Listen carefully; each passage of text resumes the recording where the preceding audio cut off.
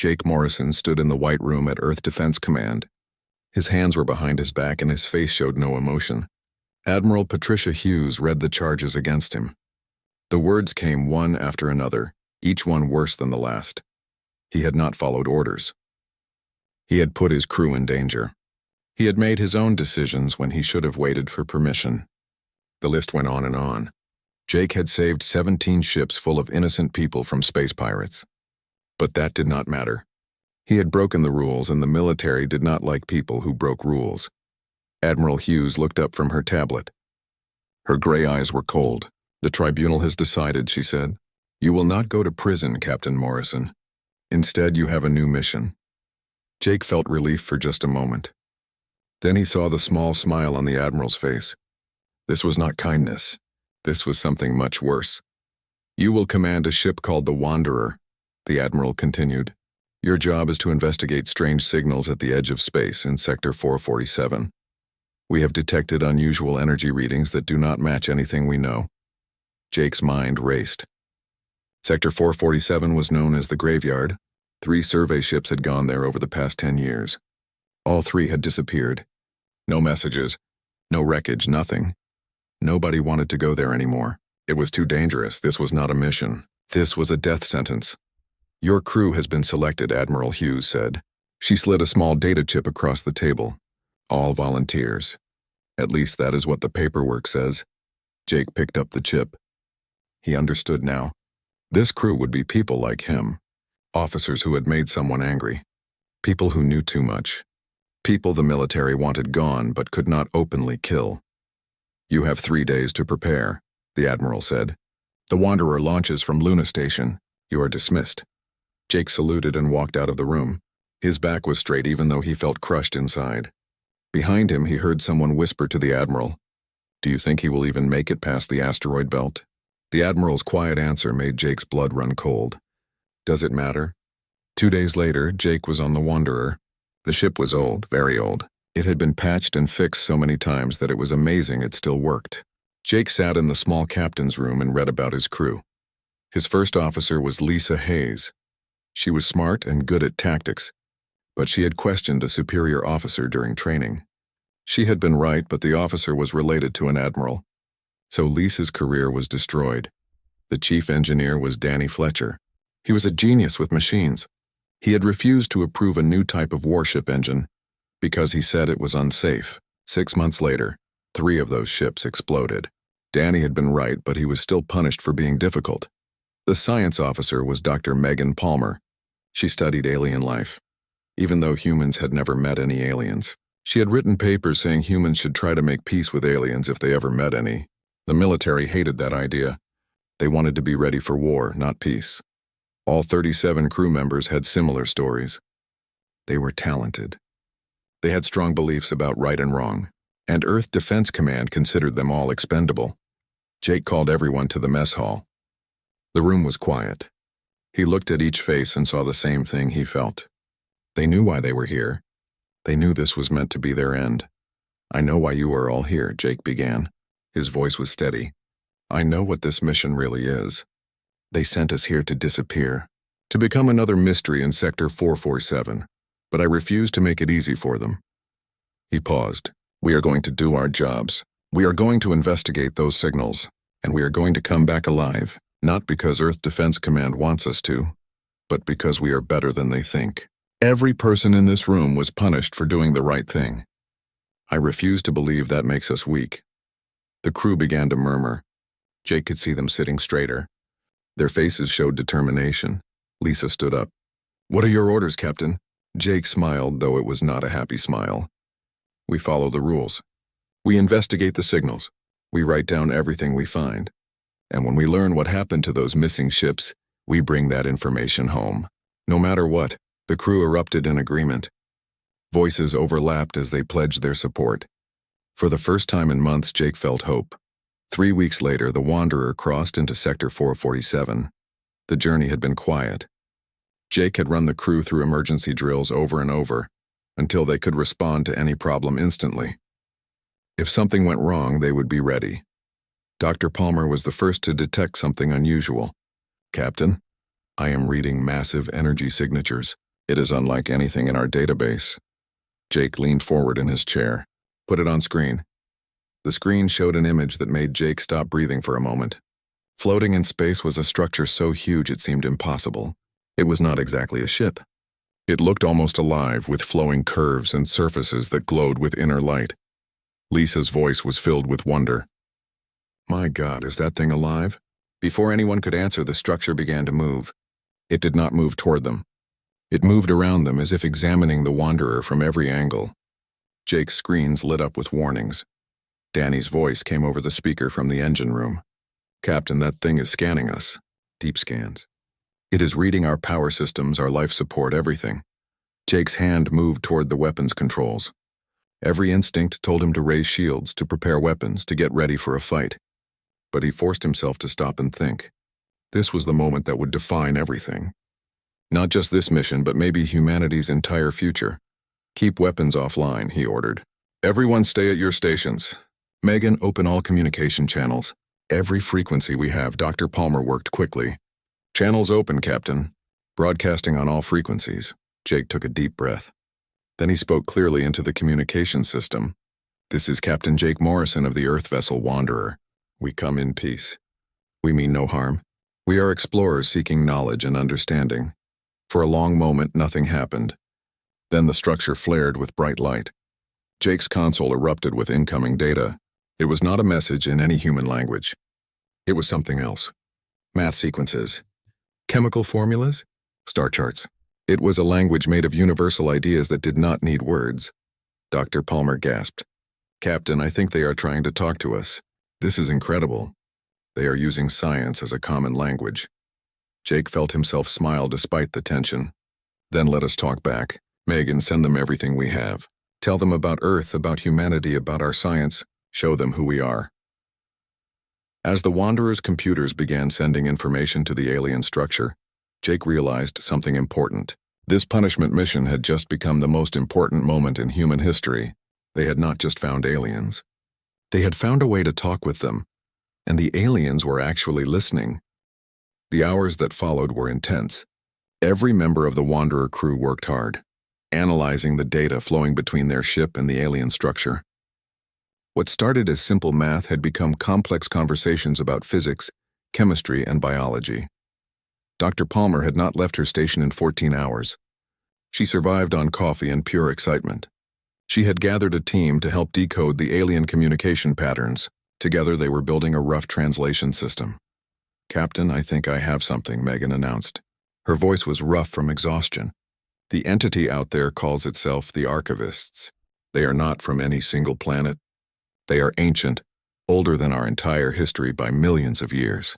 They travel the galaxy collecting and keeping knowledge from every civilization they meet. Jake moved to stand behind her console. He studied the data streaming across her screens. So they are not hostile? Megan shook her head slowly. No, but that is not the interesting part. They have been trying to contact humanity for decades. Those missing ships in Sector 447, they were not destroyed. They ran away in fear. Lisa looked up from her station. Confusion showed on her face. Scared of what? Of making first contact the wrong way, Megan explained. Each time the archivist tried to talk, the human ships panicked. They saw the massive structure, thought it was a threat, and either ran or opened fire. The archivists had to disable their ships to stop them from attacking. They did not want to hurt anyone, so they just kept the ships here in stasis, waiting for someone who would not immediately respond with fear. Jake felt his throat tighten. You mean those crews are still alive? Megan nodded and pulled up a new display. The archivists are offering to release them to us. They feel bad about the misunderstanding. They did not realize humans would see them as dangerous. In their experience, most intelligent species are curious first, defensive second. Danny spoke from his station. Most species are not as paranoid as we are. There was uncomfortable silence on the bridge. Jake knew Danny was right. Human history was full of conflict and mistrust. Humans had spent so long preparing for an alien invasion that they never seriously considered peaceful contact. Tell them we accept their offer, Jake said firmly, and tell them we apologize for our previous encounters. We did not understand. Megan worked her console, translating Jake's words into the math language the archivists understood. Within minutes, space around the Wanderer began to shimmer. 3 ships appeared out of nowhere, exactly like the ones that had gone missing. "Captain, I'm getting calls from all 3 vessels," the communications officer reported. Her voice shook with emotion. "They are confused, but alive. Their clocks show they have only been gone a few days, not years." Jake felt relief wash over him. "Open channels to all 3 ships. This is Captain Jake Morrison of the Earth vessel Wanderer. You are safe. Wait for recovery operations." The voices that came back were full of relief and confusion. "Captain Morrison, what is happening? Where are we? We saw something huge and then everything went dark." Jake explained the situation as clearly as he could while his crew worked to bring everyone aboard the Wanderer. It took hours to get all the people and debrief them. By the end, Jake had not just 3 ships worth of crew, but valuable information about humanity's first encounters with the archivists. One of the recovered captains, a veteran named Carl Murphy, pulled Jake aside after the briefing. "We messed up, did not we?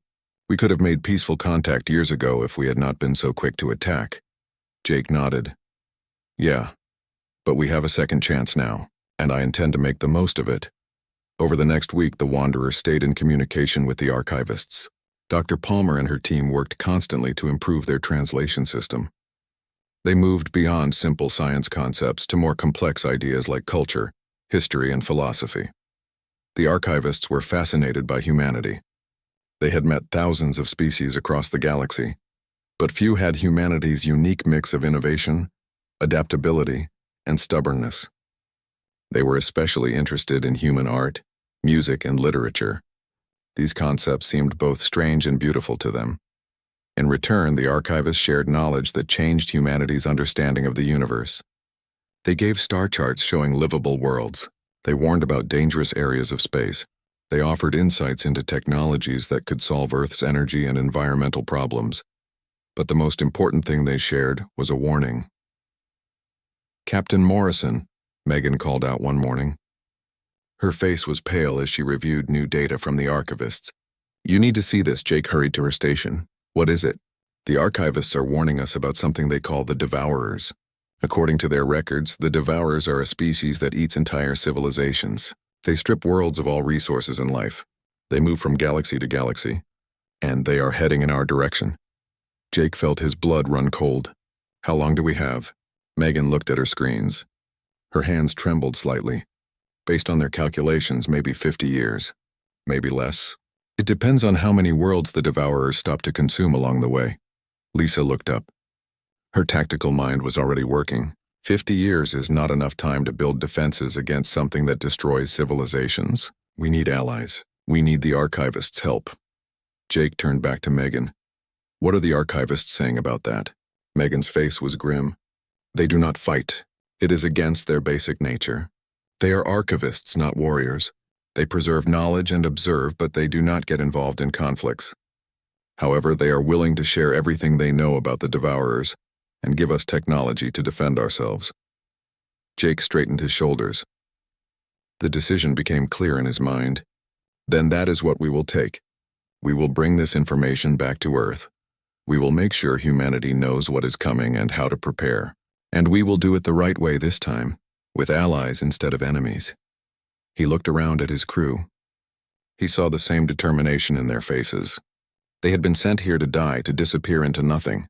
Instead, they had become humanity's first true ambassadors to an alien civilization, and now they were going to save their species. "Megan," Jake continued, "put together everything the archivists have shared. Every bit of data about the Devourers, every technology plan, every star chart. We are going home, and we are bringing proof that will change everything." As his crew jumped into action, Jake sent one final message to the archivists, carefully translated into their math language. "Thank you for your patience with us. Thank you for giving us a second chance. We will not waste it." The archivist's response came quickly. Megan translated it aloud. "All species deserve the chance to grow and learn. You humans have something special. You make mistakes, but you also have the ability to admit them and do better. That is rare. We look forward to seeing how your species faces the future."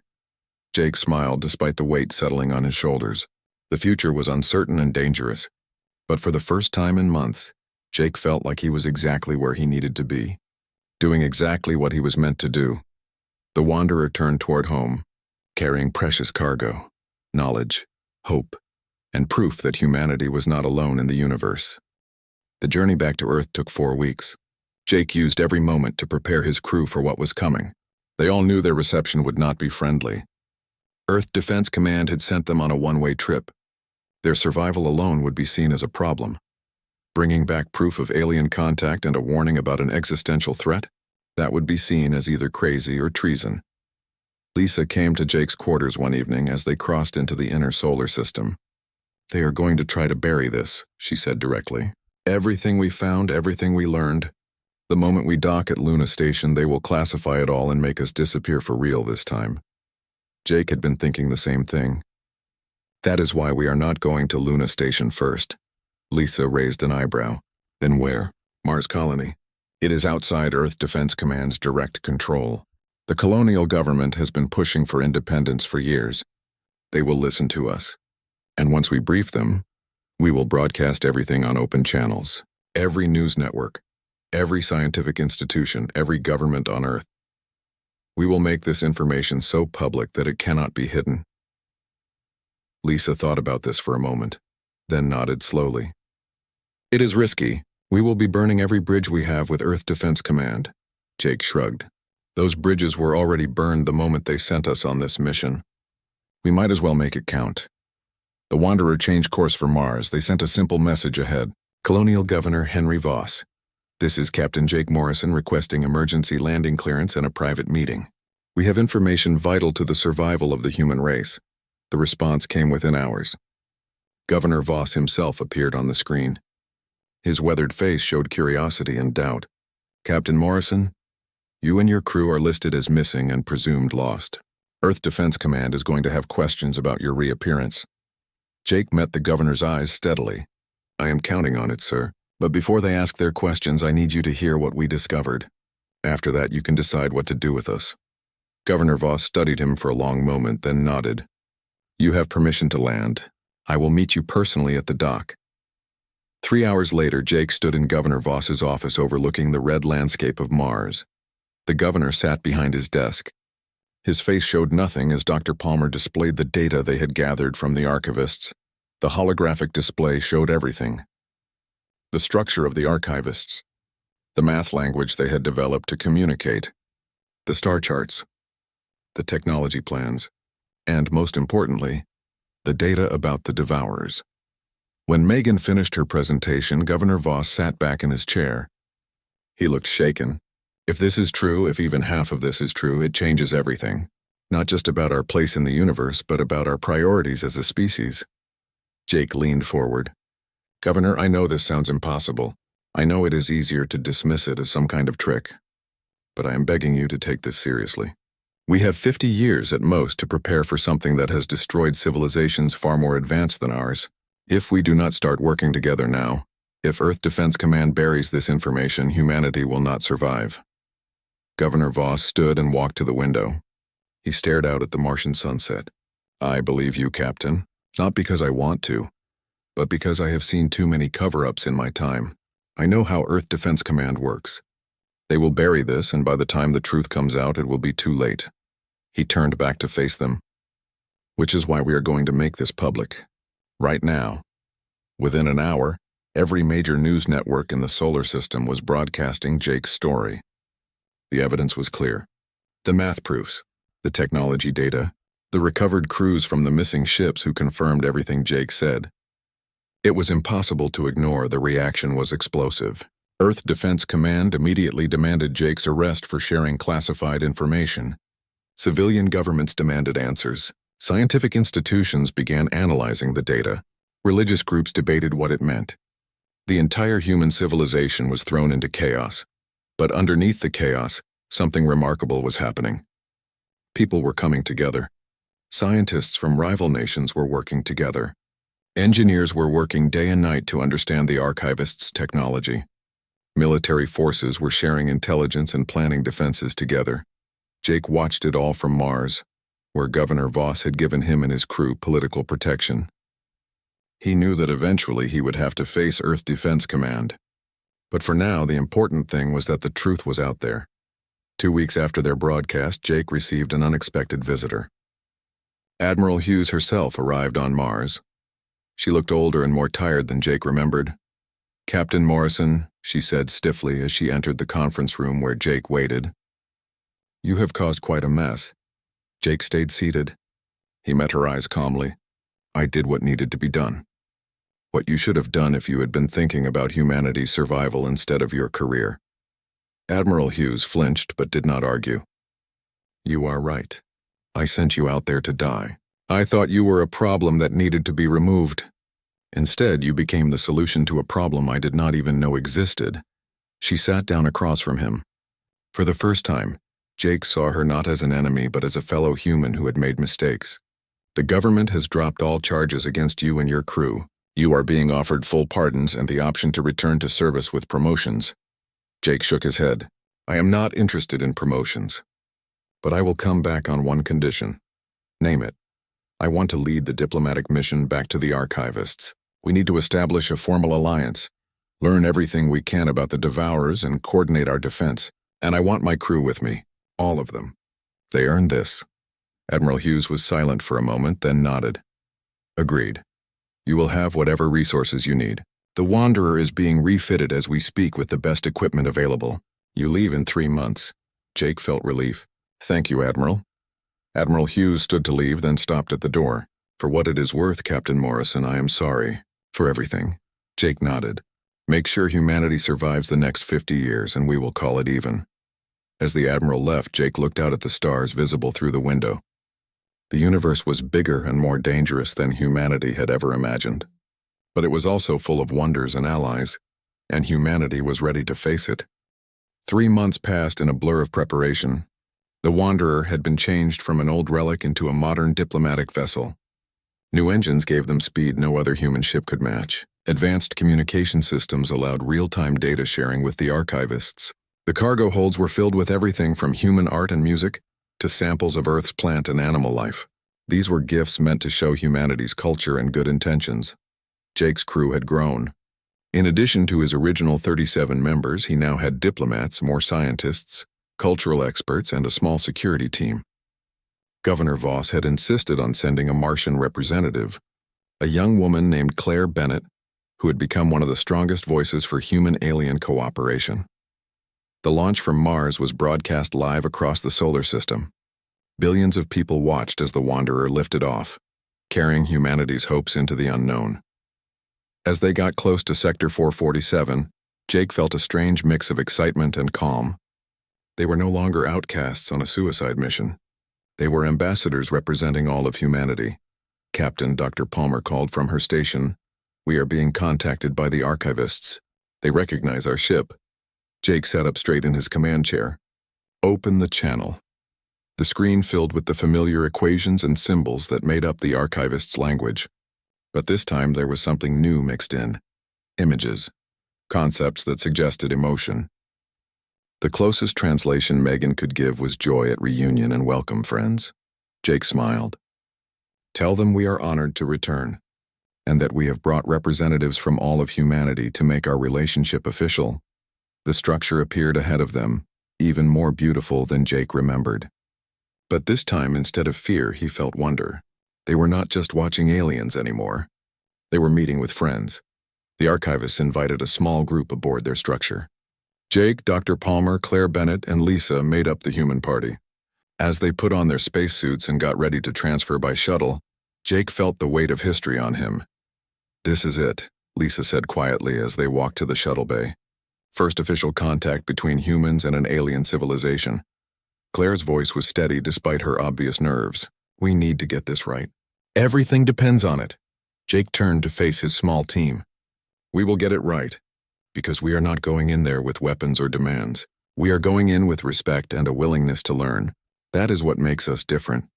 The inside of the archivist structure was impossible to describe. It was not built from metal or stone, but seemed to be grown like a living thing. Walls pulsed with soft light. The air had a quality that their suits could not quite measure. It was breathable, but alien in ways that reminded them they were truly in a foreign place. They were guided by what Jake could only describe as patterns of light. Not solid beings, but awareness given form. The archivists did not have bodies in the normal sense. They existed as patterns of energy and information, living within their massive structure. Dr. Palmer was almost shaking with excitement. Her scientific curiosity was stronger than any fear. This is incredible. They are not biological in the way we understand it. They are more like living data, consciousness without physical form. The patterns of light came together in a central chamber where a larger, more complex pattern waited. Through their translation devices, ideas began to form. Welcome, humans. We are the collective memory, the voice of the archivists. We have kept the knowledge of 10 million civilizations across 3 billion years. We are honored to add humanity's story to our records. Jake stepped forward. He spoke clearly so the translation devices could convert his words into ideas the archivists understood. We are honored by your welcome. We come not just to share our knowledge, but to learn from yours, and to ask for your help in preparing for the threat you warned us about. The collective memory pulsed with what Jake read as approval. Yes. The Devourers. They are the shadow that falls across all civilizations eventually. We have watched their destruction for eons. They are efficient, unstoppable, and completely without mercy. Claire spoke up. Her diplomatic training showed in her careful words.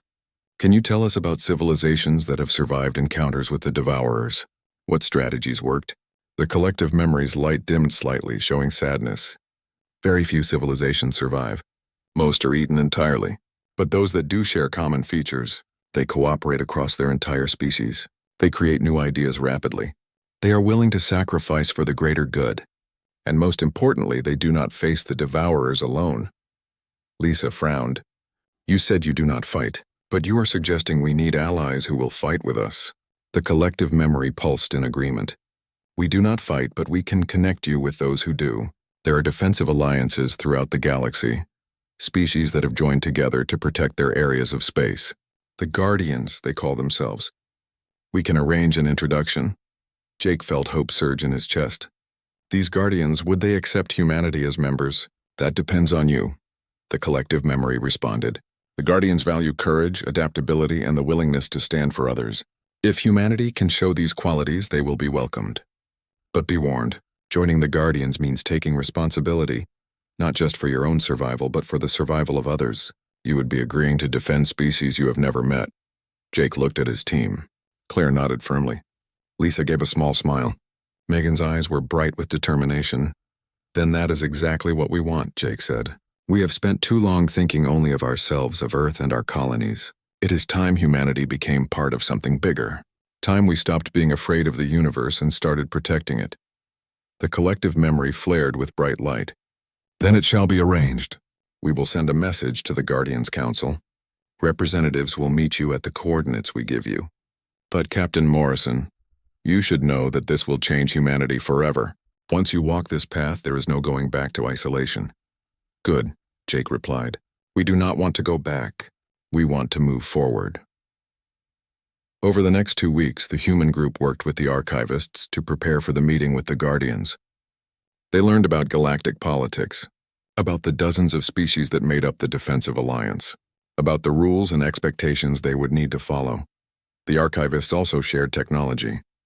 They uploaded entire databases of scientific knowledge into the Wanderers' computers, energy systems that could power entire cities, medical treatments that could cure diseases humanity had struggled with for centuries, manufacturing methods that could change industry.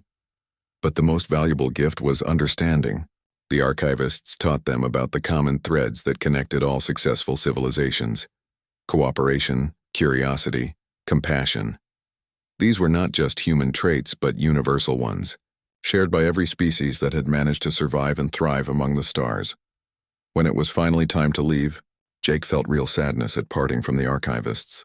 They had been humanity's first real friends in the universe. Thank you, he sent to the collective memory, for everything, for your patience, your wisdom, and for believing that humanity could be better than our first impressions suggested. The collective memory's response was warm. All species begin with fear and uncertainty. What matters is how you grow. We look forward to seeing what humanity becomes, Captain Morrison. You have the potential for greatness. Do not waste it. As the Wanderer left for the coordinates where they would meet the Guardians, Jake gathered his crew for a briefing. What we are about to do will define humanity for generations, he told them. We are not just representing Earth anymore. We are representing everything our species can be, smart, brave, and willing to stand up for what is right. The crew responded with determination. They had been outcasts, rejects, people seen as too troublesome. Now they were pioneers leading humanity into galactic civilization, and they were ready for whatever came next.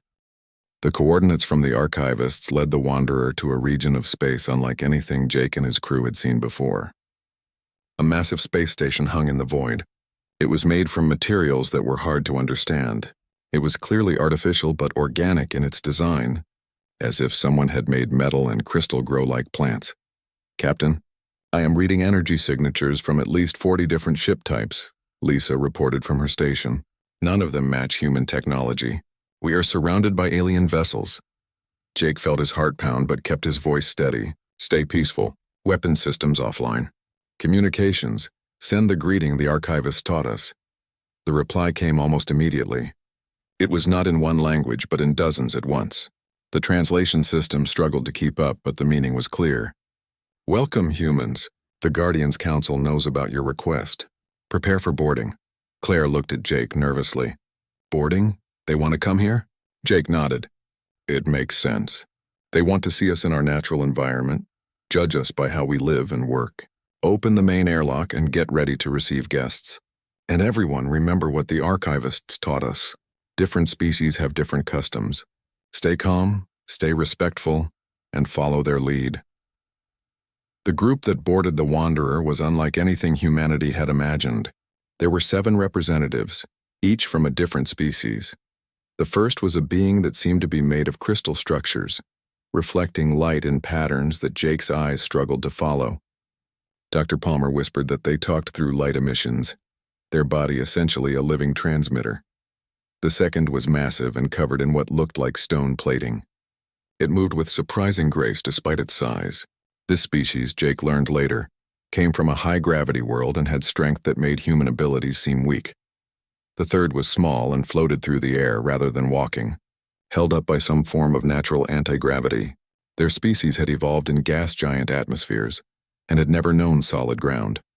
Each of the 7 was completely different from the others and from humanity. Yet they moved together with obvious friendship, speaking in a mixed language that borrowed from all their native tongues. The crystal being stepped forward. Light patterns translated through the ship's systems. "I am Keeper Shal of the Luminar. We speak for the Guardians Council. You are Captain Jake Morrison of Earth?" Jake stepped forward and bowed slightly, a gesture of respect the archivists had taught him. "I am, and this is my crew, representatives of humanity. We come seeking alliance and offering our strength in the defense of free civilizations against the Devourers." Keeper Shal's light pulsed in what might have been approval.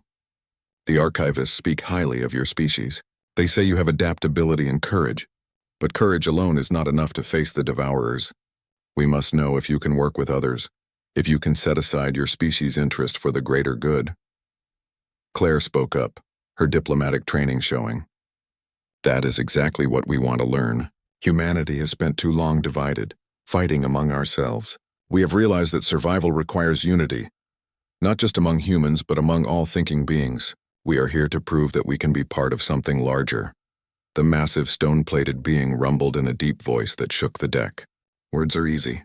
The Devourers care nothing for speeches. Show us what humans can do." Jake met the being's eyes steadily. "What kind of test did you have in mind?" Keeper Shell's light flickered. "There is a world in this system, 4th planet from its star. It once had a thriving civilization, but the Devourers came 30 years ago. The population was evacuated, but the world itself was stripped of resources. We want to see if your engineers can help us restore it, not for profit or territory, but because it is the right thing to do." Jake turned to Danny, who nodded immediately. "We will do everything we can." The 4th planet was a wasteland. From orbit, Jake could see the scars where entire continents had been stripped down to bedrock. The oceans were gone, evaporated, or consumed. Even the atmosphere was thin and poisonous, but the Guardians had brought tools and knowledge. Over the next 3 weeks, humans worked alongside aliens in an unprecedented collaboration. Human engineers brought creativity and adaptability. The Luminar brought energy manipulation technology. The stone-plated Gravars brought raw strength and geological expertise. The aerial whispers mapped atmospheric patterns and helped seed new clouds. Jake watched Danny work side by side with a Gravar engineer. The two of them solved problems through a combination of human cleverness and alien strength. He saw Dr. Palmer excitedly exchanging biological data with a species that looked like walking plants. Each was fascinated by how different their forms of life were. Most impressively, he watched as conflicts arose and were resolved. Language barriers, cultural misunderstandings, different approaches to problem solving. Each time, the teams found ways to bridge the gaps, to learn from each other, to become stronger together. By the end of 3 weeks, the planet was far from fully restored, but it was alive again. Water cycled through new oceans. Plants began to grow in rebuilt soil. The atmosphere was breathable. It would take generations to fully heal the damage, but it was possible. The Devourers had not won. Keeper Shal called Jake to the Guardian Station for the final evaluation. The crystal being's light patterns seemed warmer, more welcoming than before. Captain Morrison, your species has proven itself. Your people worked tirelessly, not for glory or reward, but because it was needed. They learned from others and taught in return. They showed the qualities the Guardians value most: adaptability, cooperation, and compassion. Jake felt relief wash over him but kept his composure. Does that mean humanity has been accepted into the Guardians? Keeper Shal's light brightened. Yes. By unanimous vote of the Council, humanity is welcomed as the newest member of the Guardians Alliance. You will have access to our defensive networks, our technologies, and most importantly, our support. When the Devourers come, you will not face them alone. The massive Gravar stepped forward. And we are honored to fight alongside you. Your species has heart. That matters more than weapons or technology. Jake bowed deeply to all 7 council members. Thank you. On behalf of all humanity, I accept this alliance. We will honor our commitment. We will defend not just Earth, but all worlds that value freedom and life. The journey back to Earth took 6 weeks. Jake used the time to put together everything they had learned. Every alliance they had made. Every piece of technology they had been given access to. The databanks of the Wanderer were filled with centuries' worth of advancement. But more than that, they brought back hope. As Earth came into view on the main screen, Lisa stood beside Jake on the bridge. We did it. We actually did it. Jake nodded slowly. We changed everything. Humanity is not alone anymore. We are part of something bigger, something that spans the stars. Claire joined them at the window. What do you think happens now? Jake thought about the question. Now we prepare. We share what we learned with every nation, every colony. We build the defenses we will need. We train our people to work alongside aliens. And most importantly, we grow. We become the species the Guardians saw in us. The species we can be. Dr. Palmer approached with a smile on her face. The archivists just sent a message. They wanted to congratulate us and say they are proud of how far humanity has come in such a short time. Jake felt warmth spread through his chest. Send them our thanks. And tell them we will make sure their faith in us is justified. The Wanderer entered Earth's orbit to a hero's welcome. Every ship in the solar system formed an honor guard. Messages of congratulations poured in from every nation and colony. Humanity had gone to the stars as outcasts and returned as ambassadors. Whatever happens next, we face it together, Jake told his crew. Not just us, but all of humanity. We are Guardians now, and that means something. 10 years passed. The world Jake returned to was almost unrecognizable from the one he had left. Humanity had changed in ways that seemed impossible just a decade before. The technologies shared by the archivists had transformed Earth. Clean energy now powered every city. Diseases that had killed millions were now curable. Manufacturing methods borrowed from alien civilizations had ended resource scarcity. Poverty and hunger were becoming distant memories. But the most important changes were not technological. They were social. The old divisions between nations had started to fade. When faced with a threat that could destroy all of humanity, the petty conflicts that had defined human history suddenly seemed meaningless. People began to see themselves not as citizens of individual countries, but as members of a single human civilization. Jake stood on the observation deck of Unity Station, the massive space facility that served as humanity's gateway to the stars. Below him, Earth hung in space, beautiful and fragile. Above him, dozens of ships moved in organized patterns. Human ships and alien ships working together. Lisa joined him at the window. She wore the uniform of the new United Earth Defense Fleet, with the Guardian insignia on her shoulder. "Hard to believe it has only been 10 years, she said quietly. "Sometimes it feels like a lifetime ago that we were outcasts on a doomed mission." Jake smiled. "Sometimes I wonder what would have happened if we had followed our first instincts that day. If we had raised shields and fired weapons when we saw the archivists." Lisa shuddered. "We would have died, and humanity would have remained alone, unprepared for what was coming. One decision. That is all it took to change everything." Dr. Palmer approached them carrying a data pad. "Captain Morrison, we just received word from the outer monitoring stations. The Devourers have been detected. They are still far away, but they are definitely heading toward our region of space." Jake felt his stomach tighten. "How long?" Megan checked her pad. "Best estimate is 18 months, maybe 2 years. The Guardian Council is calling an emergency meeting." Jake nodded. The moment they had been preparing for was finally here. "Tell them we will be there." The Guardian Council meeting took place at the same massive station where Jake had first met them 10 years ago. But this time the human delegation was not a small group hoping to prove themselves. It was a full diplomatic and military team, respected members of the Alliance. Keeper Shal's light pulsed in greeting as Jake entered the council chamber. "Captain Morrison, it is good to see you again, though we wish the circumstances were better." Jake bowed. "Keeper Shal, we are ready to do our part." The massive Gravar, whose name Jake had learned was Stonebreaker, rumbled in approval. "The humans have proven themselves many times over this past decade. Your fleets train with ours.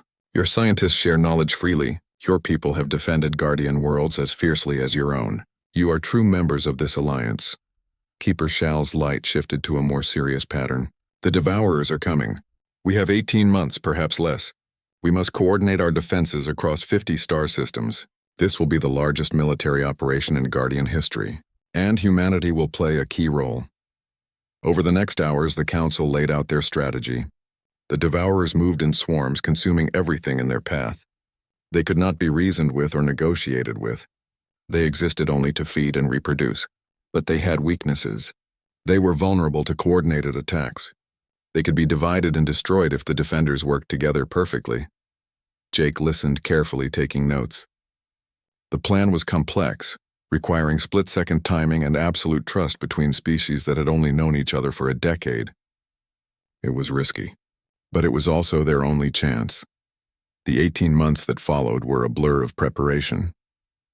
Jake commanded the human fleet from a new ship, the Ambassador, named in honor of that first contact. His crew had grown from 37 to thousands, but the core team remained. Lisa, Danny, Megan, and Claire were all in key positions, their experience invaluable. They trained constantly with alien fleets, learning to anticipate each other's moves, to communicate without words. They studied the data the archivist had provided, analyzing every recorded encounter with the Devourers. They built new weapons, combining human innovation with alien technology, but mostly they waited. The entire galaxy seemed to hold its breath.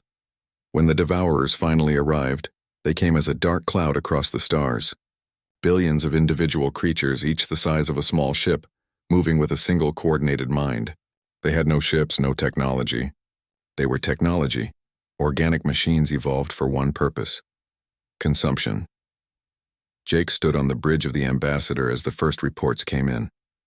His hands were steady, his voice calm. "All ships, this is Morrison. Execute the plan. Remember your training. Trust your allies, and show these things that the galaxy belongs to the living, not the Devourers." The battle that followed lasted 3 days. It was fought across dozens of star systems simultaneously. Human ships fought alongside Luminar energy weapons, Gravar heavy cruisers, and Whisper support craft. The coordination was perfect, each species covering the other's weaknesses. The Devourers were relentless, but the Guardians were ready. Every time the swarm tried to concentrate on one system, the defenders would strike at another, dividing their attention. Every time they adapted to one tactic, the Alliance would switch to another. Jake barely slept during those 3 days, coordinating the human fleet and working with alien commanders. He saw incredible bravery, a Graver ship sacrificing itself to protect a human colony. Human pilots flying into impossible situations to rescue stranded Luminar crews. Whispers using their atmospheric skills to save a Guardian station's life support. On the third day, something unprecedented happened. The Devourers began to retreat.